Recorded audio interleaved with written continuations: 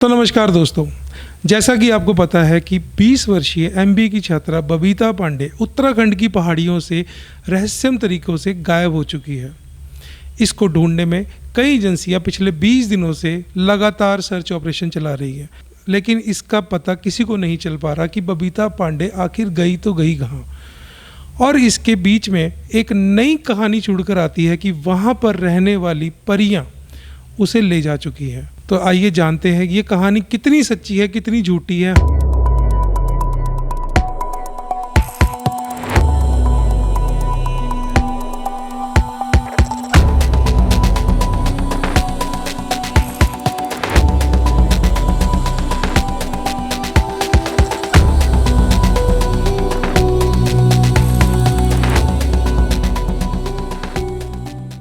तो आगे बढ़ने से पहले हमारे चैनल को जरूर सब्सक्राइब कीजिएगा, क्योंकि यहाँ पर बहुत ही ज़्यादा इंटरेस्टिंग शॉर्ट मूवीज़ और काफ़ी स्टोरीज़ पॉडकास्ट आने वाले हैं। चलिए करते हैं शुरू।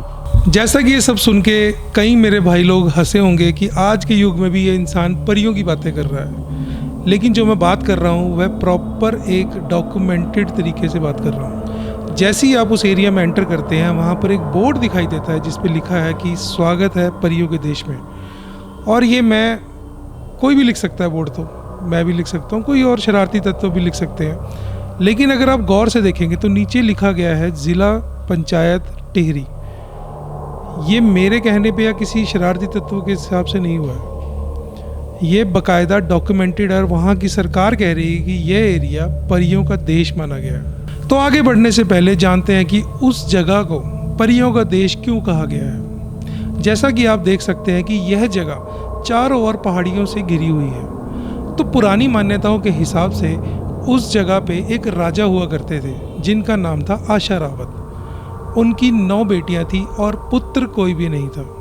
9 की 9 बेटियां बहुत ही सुंदर थी और कहीं ना कहीं उनके पास एक दैवीय शक्ति भी थी। अचानक एक सुबह पूरा इलाका, सुबह का वक्त था और पूरा इलाका बिल्कुल अंधेरे में डूबा हुआ था। अचानक उन 9 बेटियों को दूर पहाड़ पर कोई चीज़ अपनी ओर आकर्षित करती है, जो कि एक रोशनी थी। वह कोई सूरज की रोशनी नहीं थी, लेकिन काफ़ी कोई चीज़ चमक रही थी।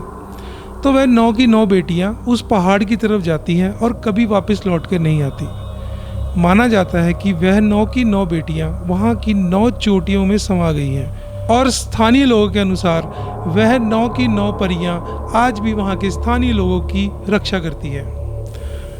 वहाँ के स्थानीय लोगों से बात करके हमें ये पता चला कि वहाँ पर एक खैंट मंदिर है, जहाँ पर जून के महीने में बहुत बड़े तौर पे एक मेला लगता है।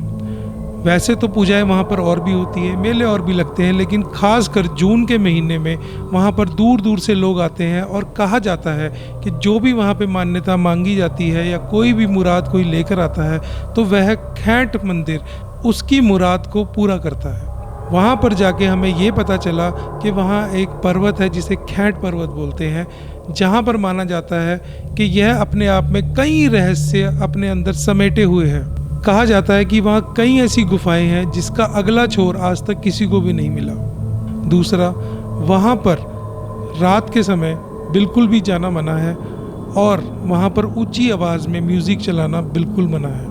वहाँ जाकर आप हुल्लड़बाजी नहीं कर सकते और ना ही वहाँ किसी प्रकार की गंदगी फैला सकते हैं। और खैंट पर्वत पर आज भी कई तरह के फूल, फल और स्पेशली अखरोट बिना किसी मेहनत के उगते हैं।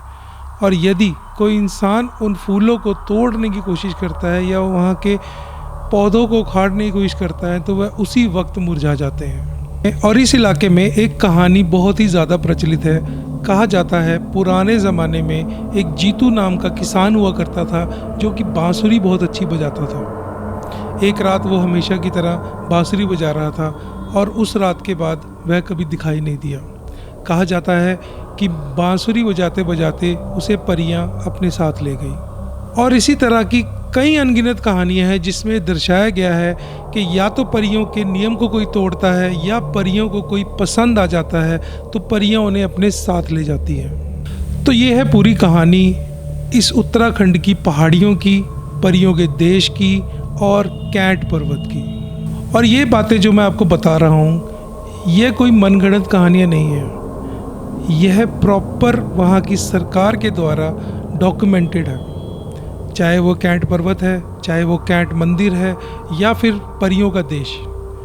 जैसा कि आप बोर्ड में भी देख चुके हैं कि वहाँ जिला अध्यक्ष ने बाकायदा वहाँ मेंशन किया गया है कि जिला अध्यक्ष द्वारा। कई लोग इन बातों को मानते हैं और कई लोग कहते हैं ये मनगढ़ंत कहानियाँ हैं, लेकिन मेरे सुझाव के अनुसार अगर आपको कोई बोर्ड ऐसा दिखता है तो वहाँ की रिस्पेक्ट ज़रूर कीजिए। अगर वहाँ पे लिखा गया है कि यहाँ का नियम ये है तो उस नियम की ज़रूर पालना करें। तो आगे आती है मेन बात कि बबीता को परियों के साथ क्यों जोड़ा गया है। अब तक जो कहानी सामने आई है, जैसा कि सभी को पता है कि वह अपने दोस्तों के साथ कैंप में गई, वहाँ पर उसकी लड़ाई हुई, उसके बाद वह कोई भी कहा सुनी हुई, वो अपने कैंप से बाहर गई। थोड़ी दूर में एक और कैंप लगा हुआ था जहाँ पे कुछ स्कूली बच्चे ठहरे हुए थे। तो बबीता वहाँ जाकर तेज़ आवाज़ में गाने सुनने लग गई। वहाँ की टीचर ने कहा कि यहाँ पर तेज़ आवाज़ में इतनी रात को मत गाने सुनो, आप अपने कैंप में जाइए क्योंकि यह एरिया ठीक नहीं है। उस टीचर ने यह भी कहा कि इतनी रात को आप अकेले घूम रहे हो, हम आपको आपके कैंप तक छोड़ आते हैं। लेकिन बबीता ने मना कर दिया। जो बात आ रही है कि एक तो बबीता का अकेले होना, उस एरिया में होना, प्लस तेज़ आवाज़ में गाने सुनना, जो कि परियों के नियम के बिल्कुल खिलाफ जाता है। और अब सबसे ख़ास बात, उसका भाई जब अपने कुल देवता के पास बबीता के बारे में जानने के लिए गया तो उसके कुल देवता ने बताया कि उसे परियां ले गई। और वहाँ की स्थानीय पुलिस के कहने के अनुसार वह इस केस को परियों के एंगल से नहीं बल्कि एक मिसिंग रिपोर्ट के हिसाब से ही इन्वेस्टिगेट कर रही है। वह ये मानती है कि बचपन में हमने परियों की कहानियाँ तो बहुत सुनी है, लेकिन इस केस को एक मिसिंग रिपोर्ट के हिसाब से ही इन्वेस्टिगेट कर रहे हैं। इन सब बातों के चलते अब आती है मेन बात कि आज 20 दिन हो गए हैं बबीता को गायब हुए। आखिर बबीता गई तो गई कहाँ? अगर उसे किसी ने किडनैप किया होता तो अब तक रैंसम कॉल आ चुकी होती, जैसा कि कुछ नहीं हुआ है। अगर उसे कोई जंगली जानवर ले गया होता तो वहाँ पर उसका जूता, चप्पल या कोई कपड़े जरूर मिलते। अगर बबीता का मर्डर हुआ होता तो वह भी पुलिस को कहीं ना कहीं पता चल जाता। लेकिन बबीता का कोई नामो निशान नहीं है। उसे वह पहाड़ निकल गया या सच में उसे परियां ले गई, यह एक जांच का विषय है और यह आने वाले वक्त में हम सबको ज़रूर पता चल जाएगा। मगर मेरी आप लोगों से पर्सनल तौर पे यह रिक्वेस्ट है कि अगर आप किसी भी नई जगह जाते हैं और उस जगह के कुछ नियम हैं तो उन नियमों के उल्लंघना ना करें बल्कि उन नियमों की रिस्पेक्ट करें। और इसी के साथ इस वीडियो को यहीं ख़त्म करते हैं और हमारे चैनल को सब्सक्राइब ज़रूर कीजिए ताकि हम आप तक और नए नए वीडियोज़ ला सकें। धन्यवाद।